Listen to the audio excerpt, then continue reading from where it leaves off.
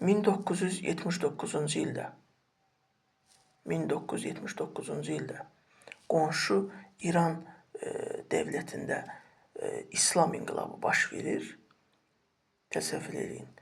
Və bu inqilabla devlət, yəni dövlətin siyasəti və sistemi, rejimi dəyişmişdir. Yəni at it izinə, it at izinə çevrilib. Hal-hazırda bu gündə o sistem var. Təsəvvür edin. Gəlin İrandakı rejimə baxaq. Təsəvvür edin. Ölkənin sahibi ali din rəhbərdir. Amma kənarda qalıb. Bütün səlahiyyətləri özündə birləşdirir. Orada bilirsiniz də, hökumət ancaq prezidentdir. Yəni prezident orada baş nazir səviyyəsində olan bir şəxsdir.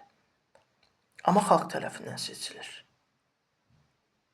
Təsəvvür edin.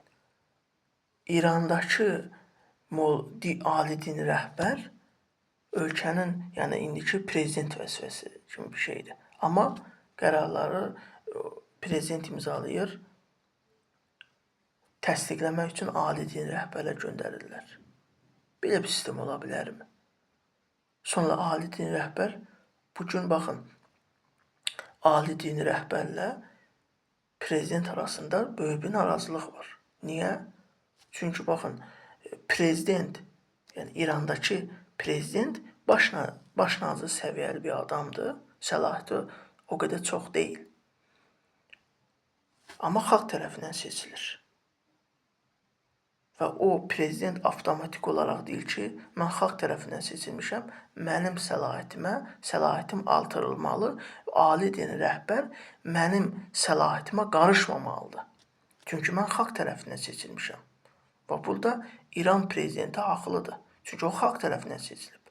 Əgər məclisdə seçilsəydi, ali din rəhbərə tabi olardı. Çünki məclisdə seçilib.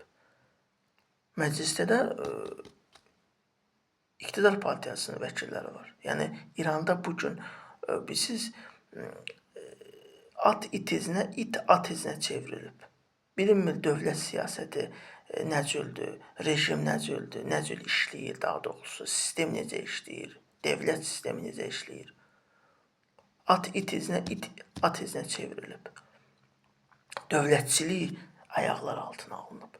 Dövlət ənənəsi, dövlət tərbiyəsi ayaqlar altına alınıb. Amma 79-da İslam inqilabı edəndə nə demişdilər? Biz İrana əmin-amanlıq gətirəcəyik, sülh, barış gətirəcəyik. Amma İsrail, Amerika artıq İranın qapısındadır.